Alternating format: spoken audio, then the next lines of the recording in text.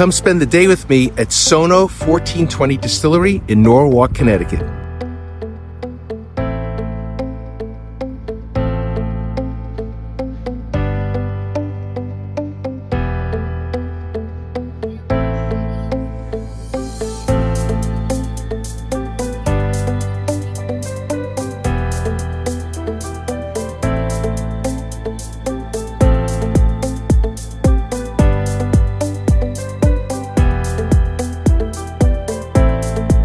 Hey, my name is Ted Dumbauld. I'm the founder and main owner of SoNo 1420 Distillers. We're located here in South Norwalk, Connecticut. We have a beautiful space, the tasting room that's open to the public. But then we also do all of our manufacturing of our brands here at this facility. So we've got 4 main brands. We've got our flagship whiskeys.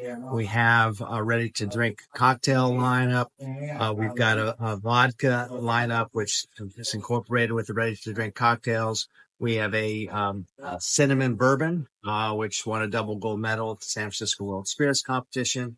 And we have also a line of what we think are fairly creative, innovative products, which are called ready-to-mix threesome cocktails. And we can talk about those a little bit later, but that's an initial overview of who we are and what we do here. If you want to walk with me here real quick, we'll talk a little bit about our flagship whiskeys. So we really take advantage of this maritime environment that we're located. We're about a block away from the Norwalk Harbor and, less than a 10-minute boat ride out to Long Island Sound. So we really take advantage of that, not only by aging our whiskeys and making our whiskeys right here in this maritime environment, but we have a relationship with Copp Island Oysters, which is one of the larger shellfish operations here on the East Coast, let alone in the United States. And if you look over behind me, is a picture of the Grace P. Lowndes, which is one of the ships that Copp Island Oysters uses to do their farming of the oyster beds out in Long Island Sound. And we have barrels of our whiskey on that ship and a couple other ships.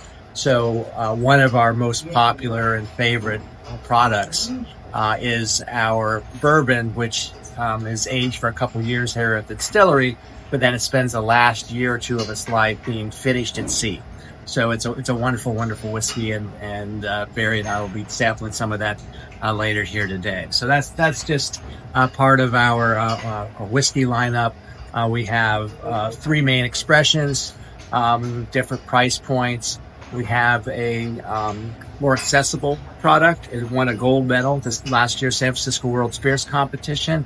Comes in at 84 proof. It's a blend of a minimum of 10% of the whiskey that we make right here, but then we also source some whiskey from other manufacturers.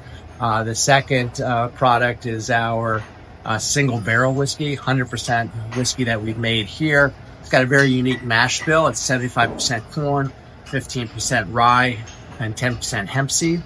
So the corn gives a very sweet, flavorful, lots of vanilla, maple notes. The rye adds a little pepper and spice, so you get a lot of depth and character to the whiskey. And the hemp seed is kind of like our secret weapon, if you will. Hemp seed adds 2 major characteristics. The first is that it has a nutty flavor. And then number 2, it's an oil seed, so it adds a much greater, fuller mouthfeel. So when you sip our single barrel whiskey, you get a really intense flavor profile, delicious flavor profile that also has a super, super long finish as a function of the oil seed. And the third major expression is that same mash bill, but we release it at barrel strength, so it's full proof. Barrel entry for us is about 125 proof. So on average, our full proof comes out at anywhere from 124 to 126. And if you're a fan of high proof whiskey, you cannot find a better whiskey. We won a double gold medal at the San Francisco World Spirits Competition with our full proof. So great lineup of our flagship whiskeys. Then of course, the granddaddy of them all is our finished at sea version. Unfortunately, we only have very limited amounts of that, but we with our relationship now with Cops Island Oysters. They have a fleet of 30 different ships that are plying the waters 6 days a week, year round.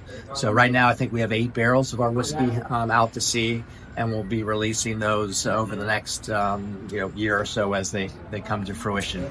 So during COVID, there was all kinds of challenges to a small distillery like ours. So innovation is one of our major characteristics that's in our DNA. And one of the first innovations was our Blaze Bourbon.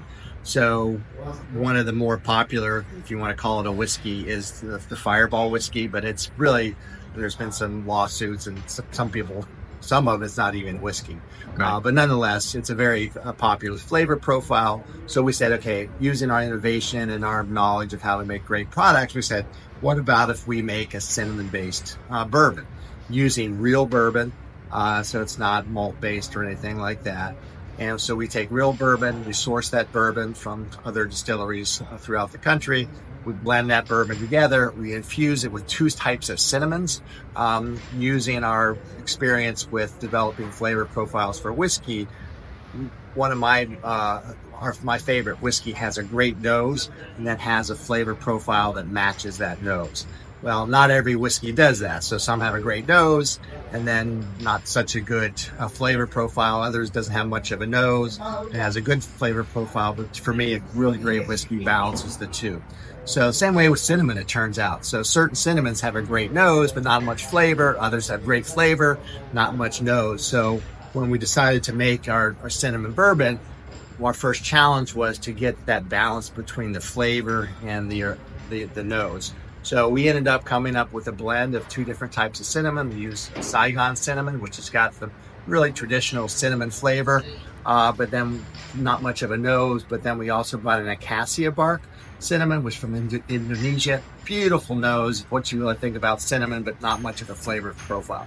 So by using that blend of cinnamon, infusing it for several days into a great bourbon, and then we downproof it to 66 proof, comes up with a really, really special bourbon.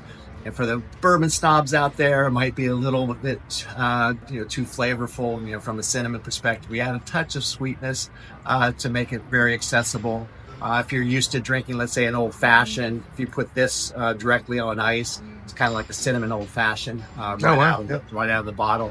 This won a double gold medal and was a best in class finalist in the 2022 San Francisco World Spirits Competition. So it's a really, really great bourbon. We decided to extend this brand line. Currently we have a ready-to-drink cocktail that's related to our Blaze Bourbon. We call this Blazing Peach Lemonade. Take fresh lemon juice, use a little bit of cane sugar, essentially have a lemonade. We spike that lemonade with one of our vodkas, and then we add a touch of our Blaze Bourbon. So it's really, really delicious flavor profile. Also, I forgot to mention that the vodka we use is infused with fresh peaches. So you have a very complex flavor profile with the lemon, lemonade, a peach lemonade with the cinnamon. So this makes a wonderful, ready to drink cocktail that we're finding people are enjoying year round. So let's talk vodkas. I know, Barry, you're a bourbon fan, and as am I. When we first launched our distillery, which was coming up on 5 years ago, I was a bit of a bourbon snob and anti-vodka. So many vodkas out there. There's not a whole lot of creativity that's associated with making a great vodka, or so I thought. So we didn't have any vodkas to start, but we opened up our tasting room. About 25 to 30% of the people that came to the distillery said, hey, I don't drink vodka. We make gin also. We don't drink gin, but if you had I don't drink bourbon. I don't drink gin, but if you had a vodka, I drink some vodka. So, eventually as a smart business person, you have to listen to the market. So we decided to go out. The first vodka we made, rather than just making a standard vodka, was a lemon vodka. It's super pure. We use 100% corn base for the vodka, so it's 100% gluten free. We then do a vapor infusion during the distillation process with just lemon peels, which gives it a super pure lemon flavor profile, much better than any of the other citrusy type vodkas, lemon vodkas out there, because it's just 100% natural, no sugar added. Really great. We were just awarded 93 points and a Best Buy from the Wine Enthusiast. That was just came out last month for our lemon vodka. We also received the same 93-point rating for our standard vodka called Vo Vodka. Again, during COVID, we needed to do some innovation. One of the innovations we decided to do was to come up with a vodka that could be competitive in the market. Right about that time, Tito's vodka became the number one spirit, not just the number one vodka, but the number one spirit in the country. So we said, hey, if we can make a vodka that at least 50% of the people find in a blind taste test, like our vodka as much as Vo Vodka or as Tito's, combine that with our local craft approach to marketing our products, we could probably get some market share. So it took us about 3 months, which took longer than I figured it would take, to come up with a flavor profile that in fact was able to compete with Tito's head on. So we ended up, after those 3 months, have what we call the Tito's Challenge. And so we will do a blind taste test. We'll give people a shot of Tito's, give them a shot of our Vo Vodka, have them sample the two, and without them knowing which is which, I'd say 80% of the time people pick our Vo Vodka. The way we were able to innovate with our flavor profile here is, number one, we wanted it to be 100% gluten-free, because that's very important to a lot of people. So that limits you to certain base ingredients. So corn is gluten-free.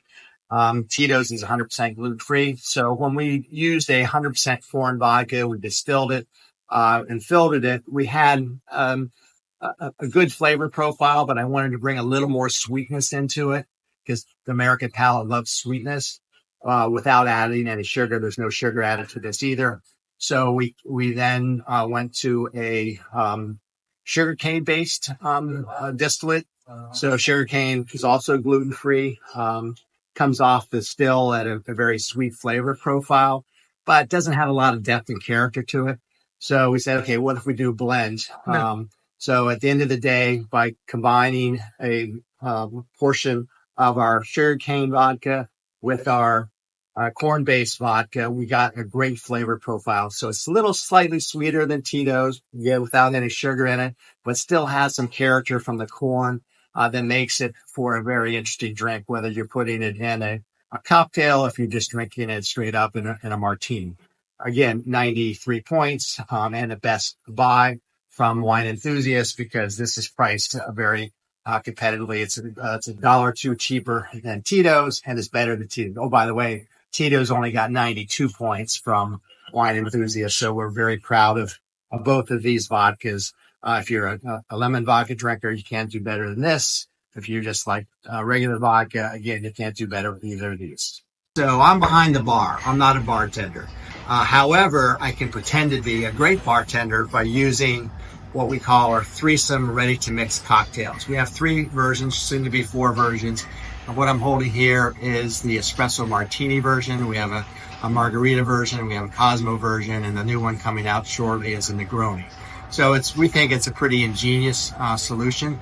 So in the case of an espresso martini, you need 3 shots of 3 individual products. So one is a coffee liqueur. We make that in-house here. One is a vodka, so we make vodka, and the third one is just is espresso. So a good bartender is going to be using a really great coffee liqueur. We make our own coffee liqueur. It's a different topic. We innovated with that, so it's better than most of the other coffee liqueurs out there. Of course, we talked about our vodkas. We've got award-winning vodkas, and then espresso. We source really great coffee beans to make our own espresso. So by having this in a single package, it becomes a foolproof, perfect pour every time. But by keeping the ingredients separate until right before you consume them, it gives you a much more fresh, bartender quality drink once you mix it up and you consume it. So I'll show you how that's done here in a second. Okay, so this is how you make the perfect ready-to-mix espresso martini. First, you have to have the threesome espresso martini. You take off the 3 caps, pour it into a shaker, or you can pour it straight into a glass, but typically you get a better outcome by putting it in a shaker. Add some ice, shaker up.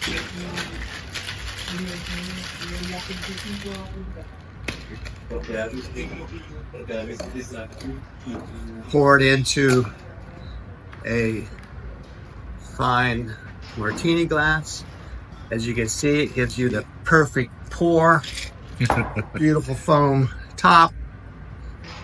Drop 3 little coffee beans on the top in there. Maybe you want to come in and take a nice close shot version of that.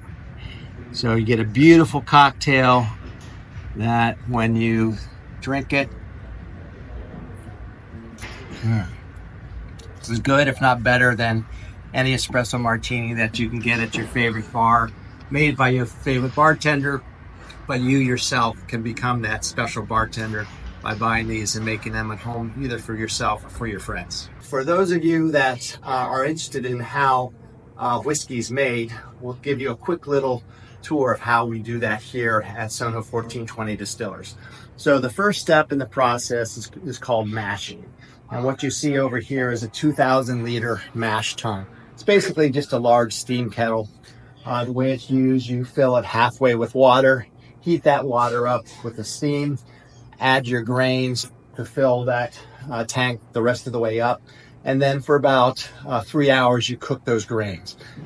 For our whiskeys, our standard bourbon, we use 75% corn, 15% rye, and 10% hemp seed. Those grains, or any grains used to make a whiskey, have high levels of carbohydrate content, which in their indigenous form in the grain itself can't be fermented. So that cooking process, that mashing in process, converts those complex carbohydrates into simple sugars, which is important for the next step in the process, which is the fermentation process. So after about 3 hours of cooking that mash, those complex carbohydrates get broken down into simple sugars, which then allows us to do the fermentation process. We'll pump that mash into one of our fermentation tanks, also 2,000 liters.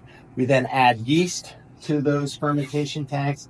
And over the next 5 to 7 days, that yeast works on those simple sugars, converting it to ethanol, which is the alcohol that we drink, and some other flavor compounds that are important to making a very good whiskey. After about a week in the fermentation tanks, the fermentation is completed. We then pump that mash into our still, and then we do 2 distillation runs. The first distillation run is called a stripping run. You just run it really fast through the still to strip out all of the ethanol. And now you have what are known as low wine. So it's not something you want to drink. Doesn't taste very good, but it allows you to go to the second step, which is the cuts run. So once you strip out all the alcohol, now we do a cuts run. You put those low wines back in the still, and you run the still much more slowly, so that the first part of what's coming off of the still is known as the heads. Heads have methanol, have acetone, and other things that you don't want to drink. You go blind by drinking bathtub gin. It's because back during Prohibition, it was very expensive and dangerous and illegal to make alcohol, so people would skip that step of taking the heads off. We, of course, don't want to poison our people, and we want to make really great whiskey. So you throw the heads away. It's about the first 5 to 10% of the distillation run. Then you get into the hearts, and the hearts is where the good stuff is. Now you've got coming off the still, initially about 160 proof or 80% alcohol with some other flavor compounds, and then you run that for probably 2 or 3 hours until you've collected what's known as the heads, or I'm sorry, the hearts. And then the next cut is called the tails. And there's a little bit of art and a lot of science involved in when you do that tails cut. So if you're making a whiskey that you're going to age for a longer period of time, 4 or 5 is a standard bourbon. But if you're going to go out to 10 or 12 years, like the Irish and Scotch whiskey, you go further into the tails, because the tails don't taste good unless they've been aged in a barrel for a long period of time. So we do a reasonable cut, because we want to age our whiskey for about 4 years. So once you get that hearts cut, then that is what you then put into a barrel. And the next stop on the tour will be our barrel room. We'll talk about the barrel aging of whiskey. Okay, once you have the hearts cut off of the still, you have to wait, unfortunately. So to make, what's coming off of the still and those hearts cuts is known as White Dog whiskey. And you can go to most liquor stores that have a larger selection and buy White Dog whiskey. It's closer to moonshine in flavor, depending on the proof. The higher the proof, the more rough it's going to be. Not many people like White Dog whiskey. So in order to get those beautiful caramel notes and the color that's you're used to at bourbon, what comes off the still is 100% clear, so it looks like vodka. But to get the bourbon notes or the whiskey notes, you need to put it into a barrel. So under federal regs, in order to make bourbon, every time you make a batch of whiskey, it has to go into a brand new barrel. You can't reuse the barrels. So the barrels, and unfortunately I don't have a barrel that has the head off, but inside the barrel, it's been charred. So most whiskey manufacturers, with the exception of maybe the big guys like a Jack Daniel's, don't make the barrels themselves. We don't make our barrels. There are many companies out there that specialize in making these barrels. It's a really great art. They're known as coopers. If you take a look at this barrel, it's being held together only by these straps. There's no glue. You can see these individual staves.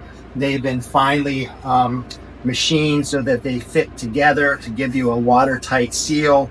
And if I were to take these bands off, the barrel would just completely collapse. So it's really great craftsmanship. So we as whiskey manufacturers, we contract with the coopers. We have a choice. Most bourbon has to be aged in American oak barrels. So you can buy barrels, but most people are using American oak. But you can get different char levels and different toasting levels. So toasting simply means that you cook the wood in an oven to toast it. That brings out a lot of the more sweeter notes from the woods. But then charring is done before the barrel head's put on. Depending on the cooper that's making it, they'll either use just a regular wood fire to cast the inside on fire. Other folks use propane. I tend to like the barrels that use wood to fire the inside. And we can also choose the level of char. Typically it's 1 to 5. A 1 level char means that the inside has been charred for about 5 seconds. Gives you a light layer of charcoal.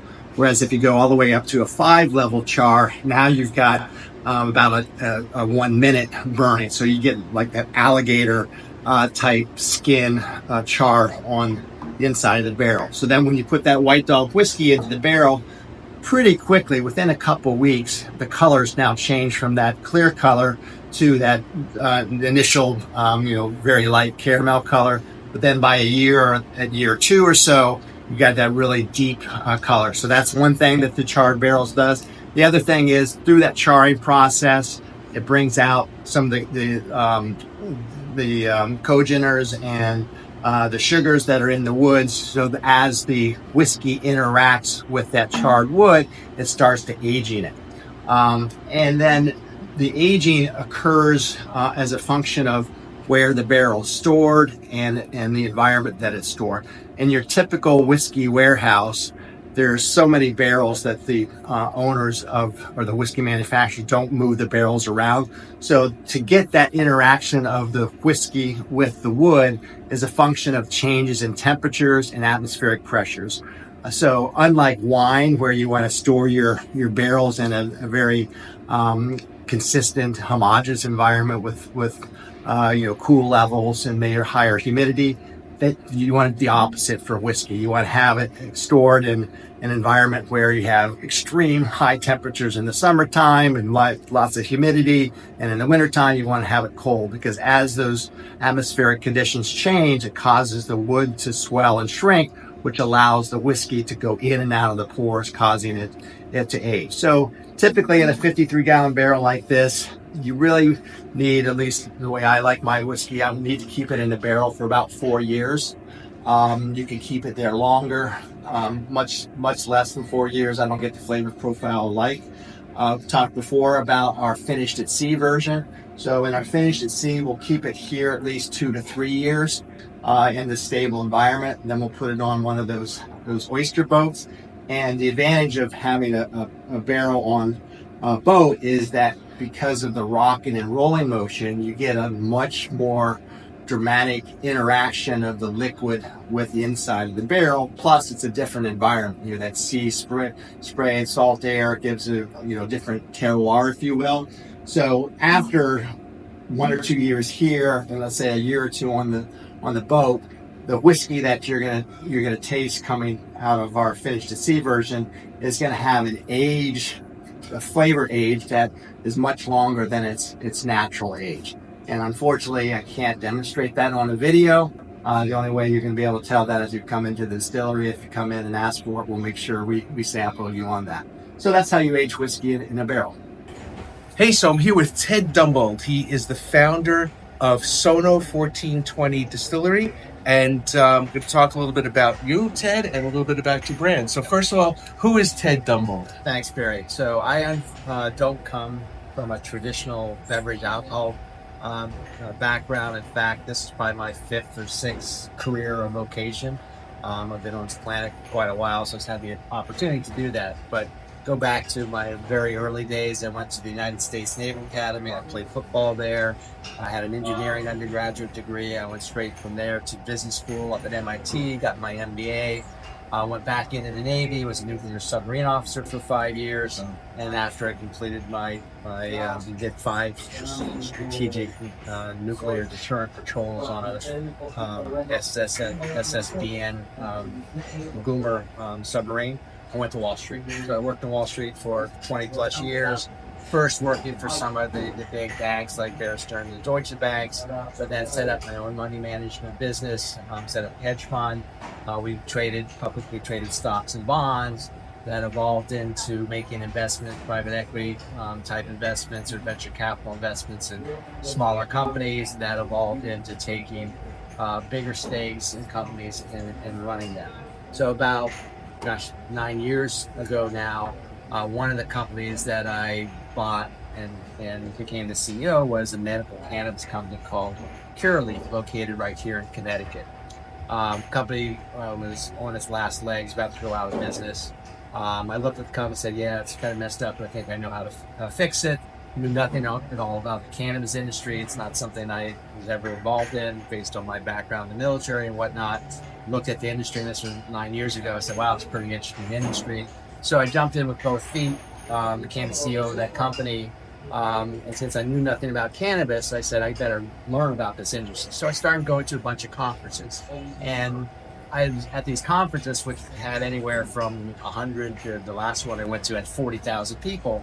I noticed a couple of things. Number one, even though these were cannabis-centric conferences, there was still a lot of alcohol being served. It's really difficult to socialize with cannabis. If you eat a gummy or you smoke a joint, it's like you really can't consume in a social setting. Right. So alcohol, whether it's beer or cocktail. So there's lots of cocktail receptions or booze cruises or parties at hotel suites where alcohol is being consumed. However, normally in the alcohol world, anytime you get more than a few hundred people together, you have the Budweisers and the Jack Daniels promoting the products to that consumer base. There was none of that going on in the cannabis world because marijuana at the federal level is still federally illegal. The big alcohol guys can't afford to get too close to that industry without potentially jeopardizing their federal licenses. So I said, wow, that's kind of interesting. there might be a gap there for a startup company that knows the cannabis industry, that also develops a brand, a spirits brand that could appeal to those people that have incorporated cannabis into their lifestyle. And then the last kind of piece of the puzzle was that, without getting into all the details, the hemp plant, which is a type of cannabis that is only different from marijuana based on the amount of THC and the mature female flower. So cannabis sativa that has less than 0.3% THC in the flower, it's considered to be hemp, where if it's above that, it's marijuana. So hemp was descheduled, meaning that it's 100% legal to grow and own or whatever in the United States at the federal level. So it's starting in 2016. The laws were changed that allowed hemp to be grown here in the United States. So as a part of my education, I went to a conference that happened to be held at the University of Kentucky. I learned everything about the hemp industry. After a couple of days there, met some people. The conference was over. We decided to go out for some cocktails afterwards to say our goodbyes. So what do you do when you're in Kentucky? You drink bourbon, of course, right? Absolutely. So if I have one or two bourbons, I can pretty level-headed. But if I get into that third bourbon, I start getting some crazy ideas. So probably, if I remember correctly, that day I might have gotten into my third bourbon, and I had this quote unquote brilliant idea. Said, "Hey, this is a brand new industry, this hemp industry. If you've ever seen a marijuana seed, back in your days when you were buying bad weed, you probably saw these marijuana seeds. They kind of look like a kernel of rye." Mm-hmm. So I said, wait a second, what happens if you use this hemp seed and use it to make a whiskey? It might create a different flavor profile, unique flavor profile. Nobody at that time was doing that. And so after that trip to Kentucky, I came back here in South Norwalk. I bought a little baby still and illegally started making whiskey in my basement, and pretty quickly taught myself how to make whiskey by watching some YouTube videos and reading a bunch of books or whatever, and came up with a flavor profile that seemed to make whiskey drinkers that are in the know or like whiskey said, "Oh, this is pretty interesting." So that's how I got started in this. So then I embarked on an education program to teach myself how to make whiskey on a much larger scale. I said, okay, I'm going to start this business.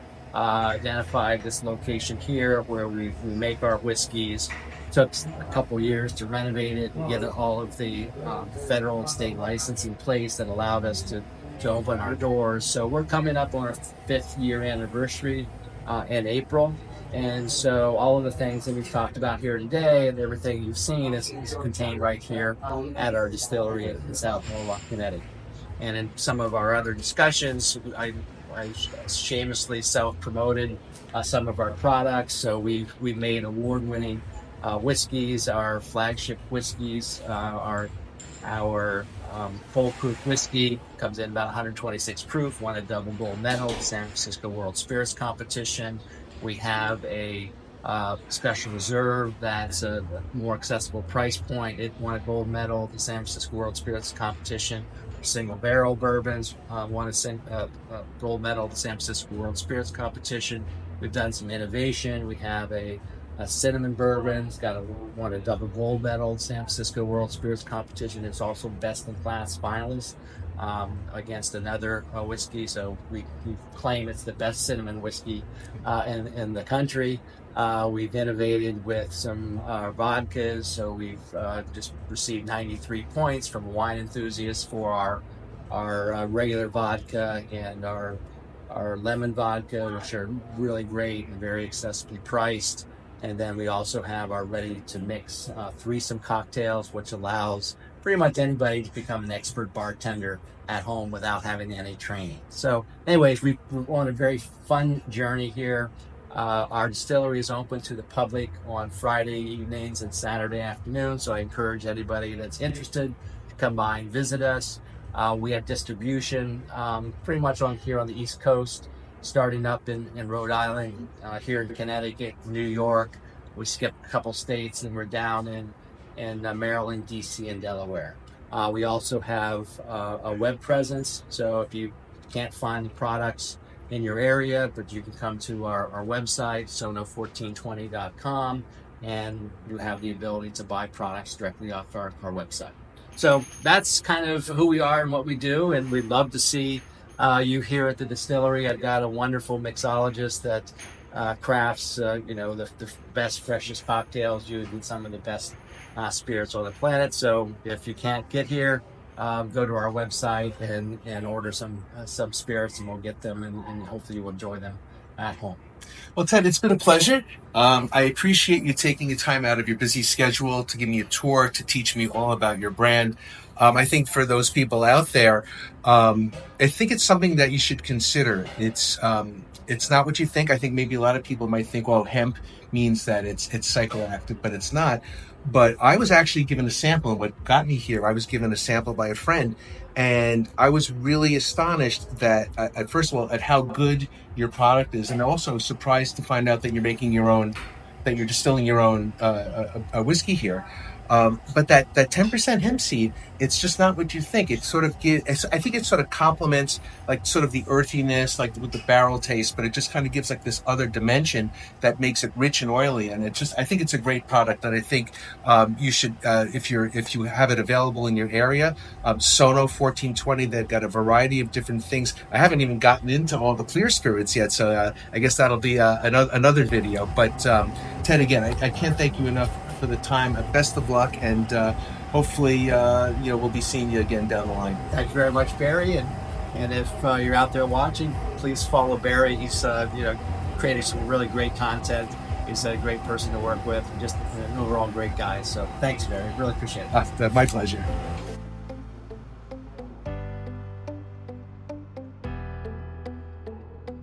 I had a great time with Ted Dumbauld of SoNo 1420 Distillery. Make sure you check them out. They are making some delicious and innovative spirits. But what do I know? I'm just a regular guy sipping whiskey. Thanks for watching.